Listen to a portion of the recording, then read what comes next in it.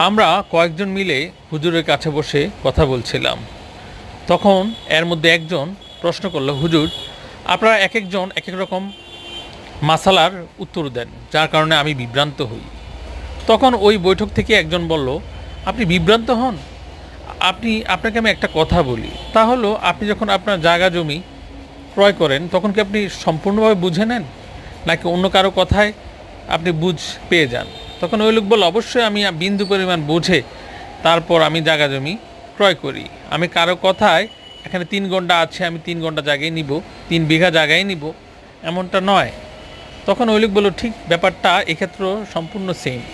আপনাকে অবশ্যই কোন হুজুর সঠিক বলল, কোন হুজুর সঠিক বলল না, এগুলো আপনি আপনার নিজস্ব জ্ঞানের মাধ্যমেই বুঝবেন। আপনাকে অবশ্যই কোরআন এবং হাদিস পড়তে হবে, এর বাইরে শুধু ভিডিও দেখে আপনার যাচাই করা ঠিক না।